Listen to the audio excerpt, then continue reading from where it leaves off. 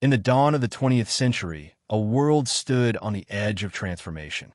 Nations rose and clashed, industry roared, and new ideas challenged ancient truths. Amid this storm, the Church sought a steady hand, a voice that would speak with courage and clarity, a heart that would guide the flock through the shadows of uncertainty. From the quiet fields of Rees in the Veneto countryside came a humble priest whose life was marked not by ambition, but by service. Giuseppe Sarto, simple, devout, and unshakably faithful, would rise to become Pope Pius X, a shepherd whose courage would earn him a place among the great defenders of the faith. This is not merely the story of a pope. It is the story of a man who stood as a bridge between the ancient traditions and the challenges of a modern world.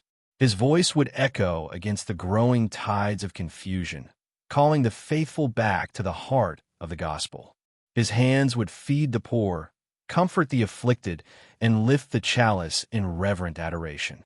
Here begins the journey into the life of Saint Pius X, a journey of humility, conviction, and unyielding love for Christ and His Church. Chapter 1. From Rees to Rome. In a modest farmhouse in the quiet village of Rees, Italy, on June 2, 1835, Giuseppe Melchiorre Sarto was born into a world far removed from palaces and the grandeur of Rome. His father, Giovanni Battista, earned a humble living as the village postman, while his mother, Margherita, worked tirelessly as a seamstress. Their life was simple, marked by the rhythm of farm work, prayer, and the deep bonds of a faithful family. From the earliest days, young Giuseppe stood out, not for wealth or privilege, but for the brightness in his eyes and the kindness in his heart. Even as a child, he would rise before the sun to walk to the small parish church, sometimes barefoot to preserve his only pair of shoes. In the stillness of those early mornings, kneeling before the altar, he began to sense a quiet calling, one that would shape the rest of his life. The village priest, impressed by Giuseppe's quick mind and deep devotion, lent him books and taught him Latin, encouraging him to continue his education. But for the Sarto family, education was a costly dream. Every coin spent on studies was a sacrifice. One less loaf of bread, one less comfort in an already frugal home. Yet Margherita, with unwavering resolve, reminded her son that the treasures of the soul were worth more than gold. At the age of 15, Giuseppe left Rees to enter the seminary in Castelfranco and later in Padua. The journey was long, and letters from home often carried news of hardship, but his resolve only deepened. In the cold winters, he would study by the dim light of a candle, keeping his hands warm by wrapping them in his worn cloak.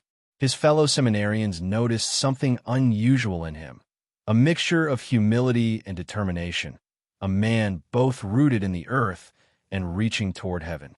In 1858, at the age of 23, Giuseppe was ordained a priest. His first assignment was in the rural parish of Tombolo, where he quickly became known as Il Parroco di Tutti, the priest of everyone. He taught catechism to children, visited the sick daily, consoled the grieving, and never refused to hear a confession, no matter the hour. His sermons were not lofty theological treatises, but clear and heartfelt invitations to live the gospel.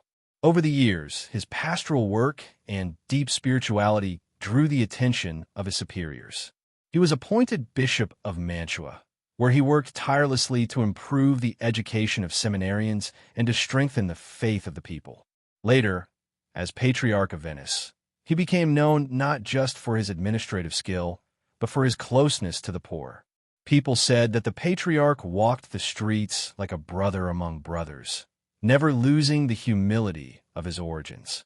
Yet all these years, unknown to him, were a divine preparation. The same boy who once walked barefoot to Mass in Rees was being led, step by step, toward a mission greater than anything he could have imagined, one that would place him on the chair of St. Peter at a moment when the Church would need a shepherd of both courage and compassion. Chapter 2. The Shepherd Becomes the Pope. It was the summer of 1903, and the Church stood at a crossroads.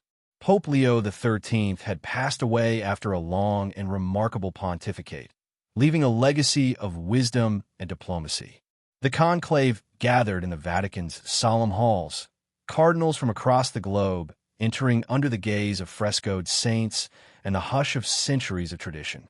Among them walked Cardinal Giuseppe Sarto, Patriarch of Venice, a man who had never dreamed of high office, let alone the papacy. The early rounds of voting brought surprises. Sarto, though not considered a leading candidate, began to receive more and more support. He felt his heart tighten with each count of the ballots. Deep inside, he prayed, "Lord, I am not worthy. Send this burden to stronger shoulders." Yet Providence seemed to have other plans. In the tense days of the conclave, political pressure arose, attempts to influence the election, even from secular rulers. But the College of Cardinals stood firm in defending the independence of the Church. Finally, on August 4th, the decision was made. Cardinal Sarto had been chosen. The fisherman's son from Reese was to become the 257th successor of Saint Peter. When asked if he accepted the election, Sarto's eyes filled with tears. "If this chalice cannot pass from me," he said softly, "I accept it in the name of obedience and sacrifice." Taking the name Pius X, he honored his predecessors who had stood as guardians of faith and truth. The day of his coronation shone with the brilliance of gold and silk, the solemn chant of choirs echoing through St. Peter's Basilica. Yet behind the majestic vestments, the new pope's heart remained the same as in his days as a parish priest, humble, direct, and wholly dedicated to Christ. In his first homily, he declared the mission of his pontificate, to restore all things in Christ. These were not empty words. They were the very heartbeat of his papacy. From the start, Pius X broke with certain traditions. He kept his audiences open to the poor, allowing farmers, laborers, and street children to enter the apostolic palace as freely as diplomats and nobility. His simplicity became legendary. He declined to use certain ceremonial carriages, preferring to walk among his people when possible. Many were astonished that the man in white listened more than he spoke, often leaning forward with a gentle hand on a visitor's shoulder. But his humility was matched by a fierce resolve. Pius X faced a modern world swirling with new ideologies, some openly hostile to the Church.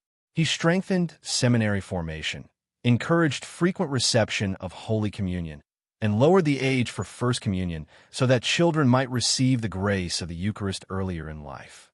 His reforms of the liturgy and canon law were not mere adjustments. They were bold steps to bring the faithful closer to the heart of Christ. Each night, before retiring, he would spend long moments before the tabernacle in his private chapel, speaking to Christ as one friend to another. There, under the flickering light of a single candle, Pope Pius X carried the weight of the world in prayer. He knew the path ahead would not be easy, but he had embraced it as a shepherd willing to lay down his life for his flock. Chapter 3: Defender of the Faith. The early years of Pius X's pontificate were a time of rapid change and of growing storms. The 20th century had just begun, but already philosophies and political movements were emerging that challenged the very foundations of Christian belief. New currents in theology, which the Pope would later call modernism, threatened to erode the truth of the gospel under the guise of intellectual progress. For Pius X, faith was not a relic of the past to be reinterpreted with every cultural fashion. It was a living flame, passed from Christ to his apostles, burning with the same light in every generation. And so, when he saw that flame endangered, he did not remain silent. In 1907, he issued the encyclical Pascendi Dominici Gregis, a powerful document that exposed the errors of modernism with clarity and force. It was not written in the cold language of a scholar, but in the urgent tone of a shepherd warning his flock of approaching wolves. He knew the cost of such firmness. It would make him unpopular in certain intellectual circles, and it would stir opposition even within the Church. But Pius X was unmoved. He did not act only by words. Determined to preserve the purity of the faith, he introduced the oath against modernism, which priests, bishops, and seminary professors were required to take. This was not a gesture of mistrust. It was an act of protection, a shield to ensure that those entrusted with teaching the faith did so with loyalty to Christ and his church. Yet, for all his firmness, Pius X remained a fatherly figure. His defense of doctrine was never separated from his compassion for people. In his audiences, he would greet pilgrims from distant lands, speaking to them with warmth and genuine interest. Stories spread quickly of the Pope who gave his own chair to an elderly visitor, of the Pope who bent down to bless a child in the crowd, even when guards urged him to move along. He understood that defending the faith also meant feeding the faithful. In this spirit, he reformed the liturgy to ensure that worship was not only reverent, but also spiritually nourishing. His great love was the Eucharist. He urged frequent communion for all Catholics, insisting that the Eucharist was not a reward for the perfect, but medicine for the weak. Lowering the age for First Communion, he allowed countless children to encounter Christ at the very beginning of their spiritual journey. War clouds were gathering over Europe, and Pius X watched with sorrow as nations moved toward conflict. He pleaded for peace, sending envoys and letters to leaders, urging them to remember the bonds of human brotherhood. War, he said, is the suicide of civilization. But his warnings often went unheeded. Still, he refused to let darkness dictate the tone of his papacy. In every Mass he celebrated, in every decree he signed, in every encounter with the humble and the powerful, Pius X embodied his chosen motto, Instaurare omnia in Christo, to restore all things in Christ. He knew restoration began in the heart, one soul at a time, and for that reason, he labored tirelessly. Chapter 4. The Shepherd's Crown. The summer of 1914 was unlike any other in the memory of Europe. Rumors of conflict hardened into the reality of war. The assassination of an archduke in Sarajevo had set in motion a chain of events that no statesman could halt. As the Great War erupted, the streets of Rome filled with fear and uncertainty. From the Apostolic Palace, Pope Pius X watched the unfolding tragedy with a heavy heart. He had foreseen the storm, and now it was upon the world. He called his flock to prayer, urging every Catholic to implore heaven for peace. The present hour is one of darkness, he said, but the light of Christ cannot be extinguished. Those close to him noticed that the burden weighed on his health. He had always been a man of deep spiritual sensitivity, and the suffering of humanity struck him like a personal wound. I offer my life, he told one of his attendants quietly, that God may spare the world from this scourge. In August 1914, as armies marched and cities burned, Pius X grew weaker.